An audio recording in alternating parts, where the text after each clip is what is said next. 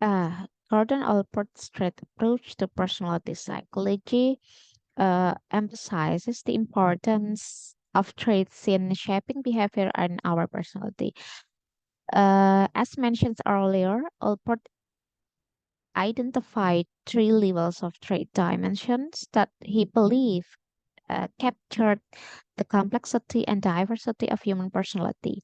So, the first traits is a cardinal traits are the most dominant and pervasive traits in an individual personality. They are rare and often define a person's life, such as a person who is so focused on their work that it consumes their entire life. These traits are often associated with a personal reputation and are very evident to others who interact with them. Other examples like sadism and chauvinism. So maybe the person has a ruling passion, a powerful force that dominates behavior, but maybe some other people wouldn't have this. So the person who have ruling passion would be likely to run for an office and chase for political position rather than those who doesn't have this cardinal trait.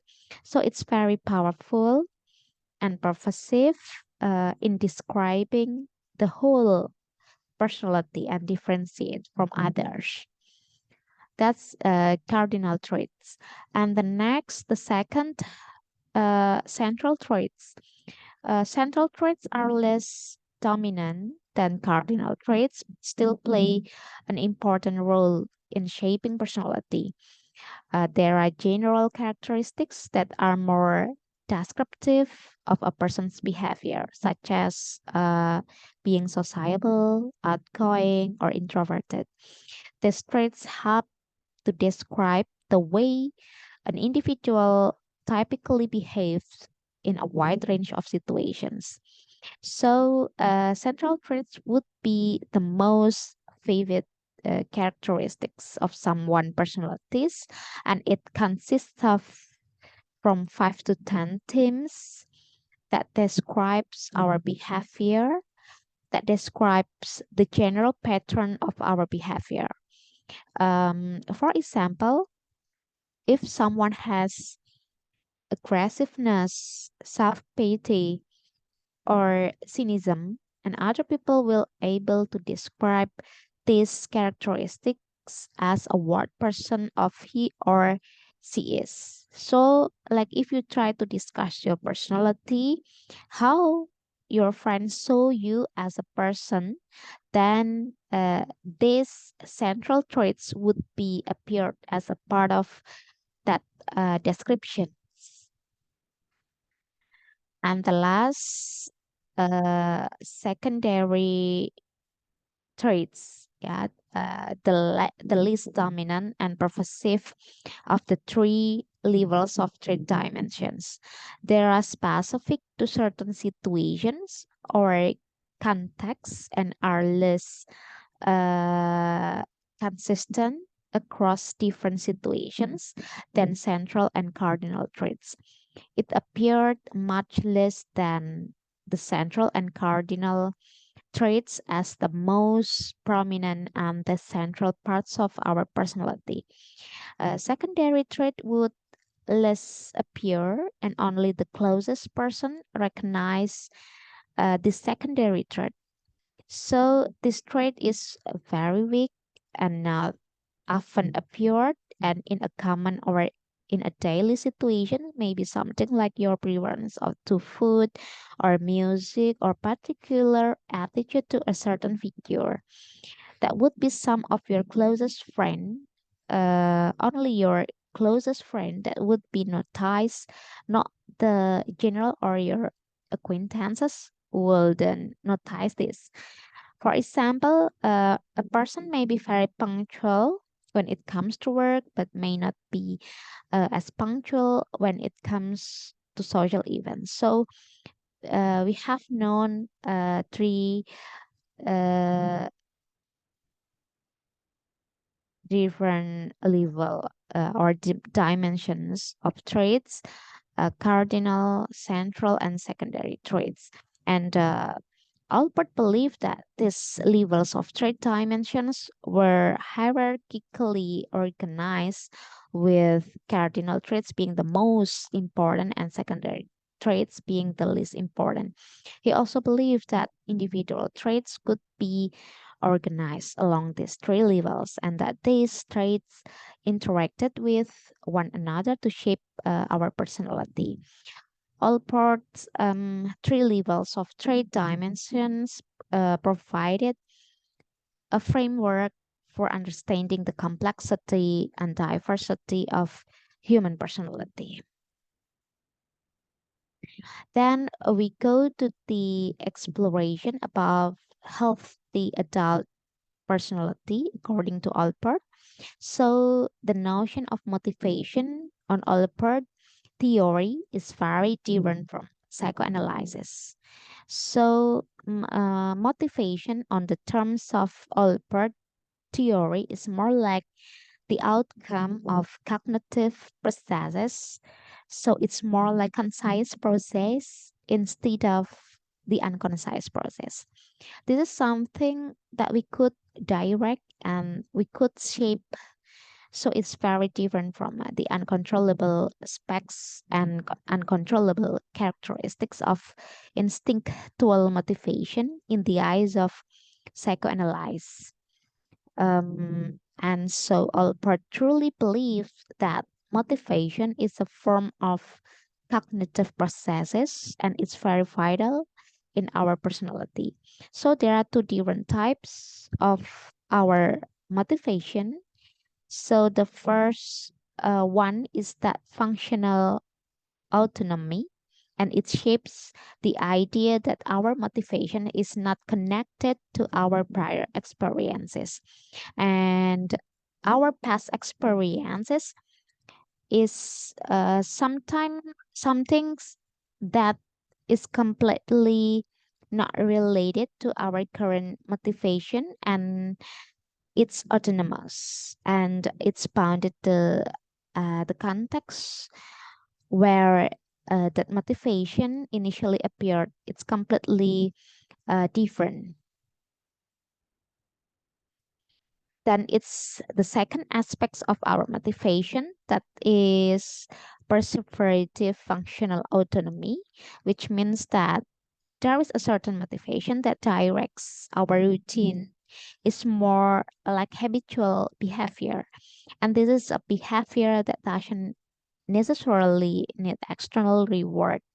Sometimes when the actions or the goal is no longer serve its purpose, then it could cease initially, it could cease automatically, and it's not considered as the integral part of our personality. So even though motivation is very important in shaping our habits or uh, behavior, it's not integral or it's not important that shaping our personality because it's not very meaningful in shaping our personal growth. And the last motivation is that the appropriate functional autonomy. And Albert says that this is very central and very important that shapes our unique traits or unique personality. And understanding this appropriate functional autonomy is essential to investigate the motivation that directs our behavior and appropriate actually derives from proprio, which means ego, ourselves. So this type of motivation is actually directed toward personal growth and it reflects our aspiration and something that we want to achieve in future.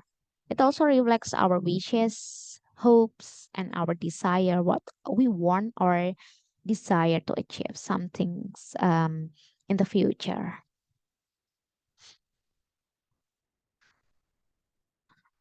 Okay. And the next part will be the concepts of personality development, how our ego develops. So, Albert describes 7 stages in our early lives that has completely characteristics or different experience and can evolve into a more mature and healthy personality in adulthood. So, the first stage would be the bodily self. This is when we are aware that our physical entity is separated from other people, and we are becoming aware that our existence is separated from other people, and we could differentiate our bodily experience or our physical entity to other people. Then the second stage would be the self identity. This is where we start to realize that our identity is stable even though our physical appearances evolves over time. So, this is where we know that we are an independent, autonomous, but stable even though we are distinct from other people. So, this is sometimes we aware that our body or physical appearance could change but makes us unique is our personality is actually stable. Then the third part would be the self-esteem stage where the children recognize other people praise and recognize to their achievements. And the fourth stage would be extension of self, where we try to recognize objects and other people are the part of their own work. Uh, so this is where our children knows that other people also has their privacy. So they try not to disturb other people privacy.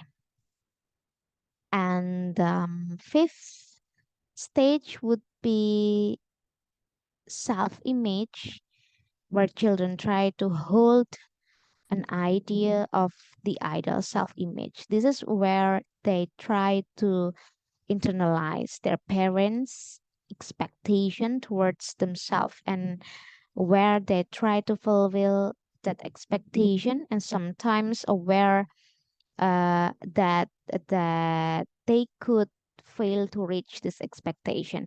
And the sixth stage would be uh, self as a rational coper. This is where the children try to apply reason and logic, and this is during the early stage of school, and they try to use reason and logic as a solution to their problems.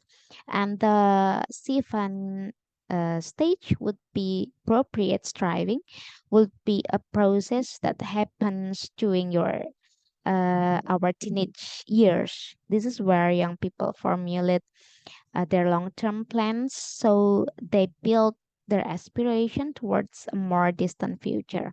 And then after that, we reach uh, the adulthood. This is where our personality has become autonomous and independent and function rationally in the present and concisely shape our own lifestyle. So this is where we choose our own ways to cope with our problems. The last part would be the explanation of healthy adult personality. So, what is actually a healthy personality according to Alport? Based on Alport, there are two characteristics that basically indicates a healthy personality. So, the first one uh, would be a healthy personality could change and grow. Personality tend to be stable, but in order to adjust with your life, a challenge, and also you took in order to copy it, with your problems. We mean a degree of flexibility. So that's why, according to Alport, healthy personality is should be adaptable to the life challenge, even though it could be consistent in some ways. But a flexibility, the degree of flexibility should we need in order to achieve healthy adult personality, and it could grow from being biologically dominated into a more mature psychological organism in adulthood. So we see that healthy adult personality posits the idea of maturity. So this is way the distinction between normal and abnormal personality is very clear according to Alport. People who has a healthy personality would be characterized by a more mature and adult grow maturely. So people who have problems with their psychological condition could be more characterized by their infantile or more childish way to cope with problems. And the second characteristics that indicates a healthy adult personality is that the motivation to thrive in life is more independent than our past. So we don't bear our past as a burden to our motivations, that we become more separated. So we kind of like living in the moment, standing up, driving, and directing of behavior. So we count on present times and also our aspirations to the future as more important than our past experience.